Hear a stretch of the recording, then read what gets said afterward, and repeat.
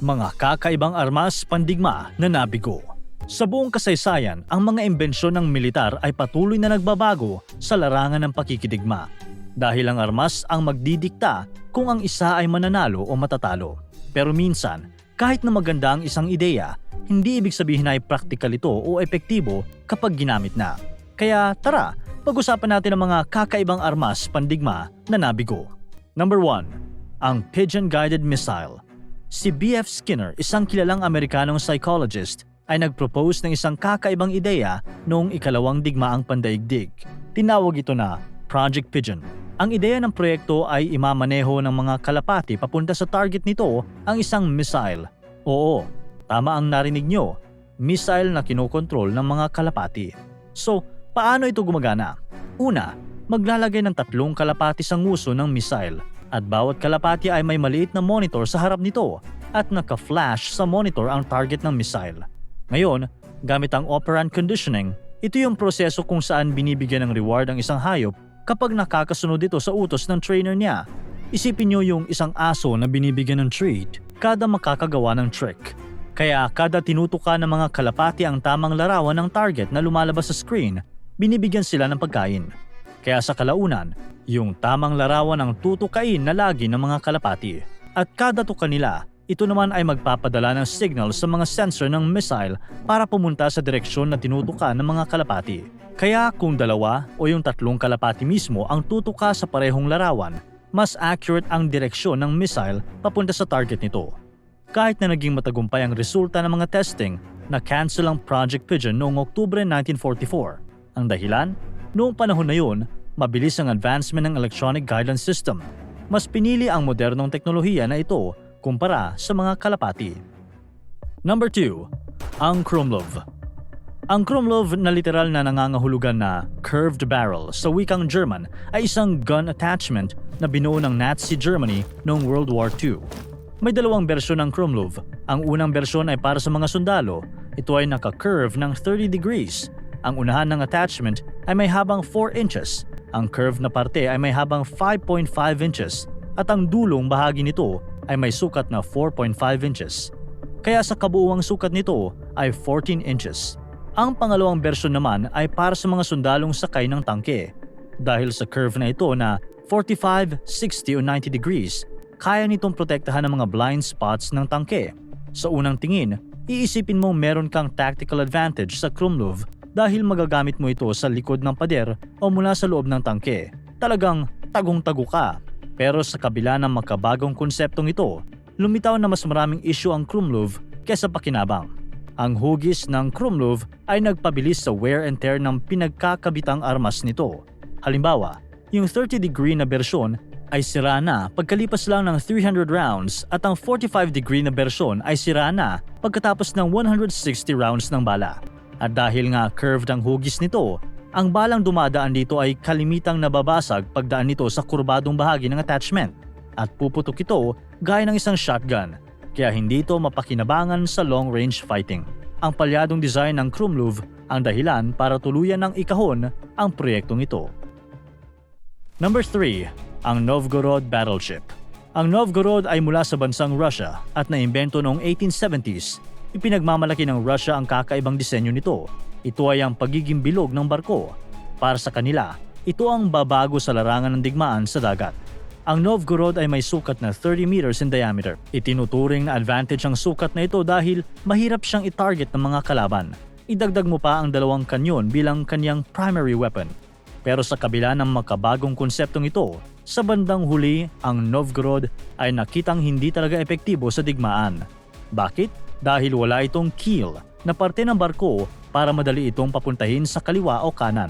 Importante ang bahaging ito ng barko, pero dahil wala ito sa Novgorod, mabagal at mahirap ito kontrolin, lalo na kapag maalon ang dagat. Ang barko ay madalas maanod patagilid, kaya hirap ang kapitan nito na imaniobra papunta sa kalaban.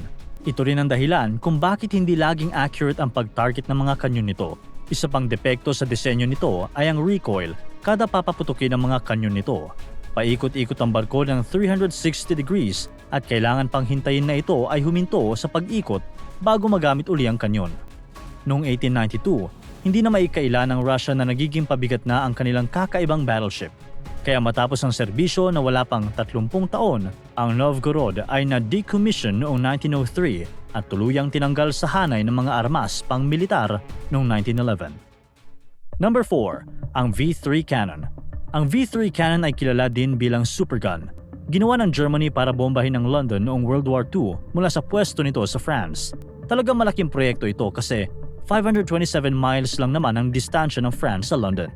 Para umabot ang bala ng V3 sa London, ito ay gumagamit ng multi-charge principle. Ibig sabihin, 2 beses ang ignition sa loob ng kanyon para puwersahin ang bala nito palabas. At talagang kailangan nilang gawin yon dahil ang shell o bala ng V3 ay may bigat na 140 kilos. Pero ang multi-charge principle din ang isa sa dahilan kaya ito naging depektibo. Dahil ang ikalawang ignition ay sumisira sa bala nito kaya hindi talaga ito aabot sa London. Maliban sa magastos at mahal na materyales, nariyan din ang issue sa pagiging permanente ng pwesto ng V3 cannon.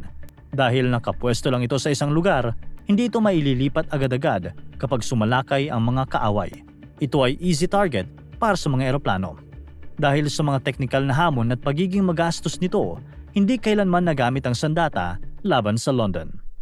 Number 5. Ang Hiller VZ-1 Pony. Ang Hiller VZ-1 Pony ay isang experimental na personal flying platform na binuo ng Hiller Aircraft para sa US Army noong 1950s. Ang sundalo ay sasakay sa platform nito at lilipad ito papaitaas na parang isang helicopter.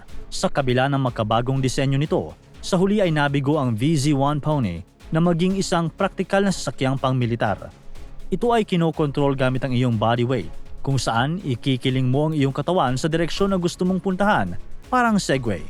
Para sa militar, ang pony ay ang solusyon kapag kailangan ng agaran at mabilis na transportasyon kapag nasa gitna ng mahirap na sitwasyon. Pwede rin itong gamitin para sa reconnaissance, komunikasyon o pag-atake. Dahil hindi pa uso ang technology ng gyroscope ng mga panahong iyon, ang VZ-1 Pony ay hindi stable at mahirap kontrolin. Ang piloto nito ay dapat magaling magbalanse, lalo na kung ito ay mag-iiba ng direksyon.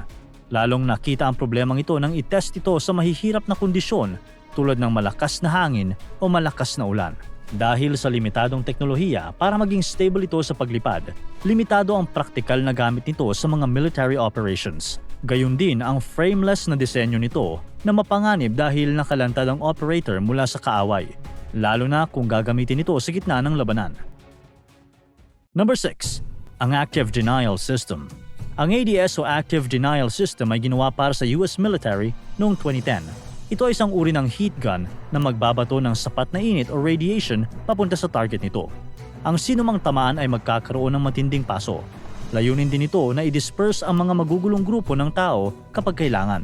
Nagkakahalaga ito ng $40 million at ang design nito ay parang satellite dish. Ang ideya ay maglalabas ito ng high-frequency microwaves na kapag tumama sa tao, sila ay makararamdam na para silang niluluto sa loob ng microwave oven. Magdudulot ito ng mga paso, pagduduwal at anxiety. Pero 1 buwan lang sinubukan ng ADS at agad ding binasura. Kasi sa halip na magdulot ng matinding paso sa sinumang target nito, binigyan lang sila ng ADS ng bahagyang sunburn. Sa katunayan, kung ikaw ay nag-apply ng sunscreen sa iyong katawan, hindi mapapansin ang epekto ng ADS. Hindi rin ito magamit kapag may ulan, fog o matinding alikabok sa hangin dahil hindi makakonsentrate ang microwaves papunta sa target nito. Number 7. Ang Tail Sitter. Taong 1950s nang maisipan ng US military na gumawa ng isang espesyal na eroplanong pandigma. Ang proyekto ay tinawag na The Tail Sitter.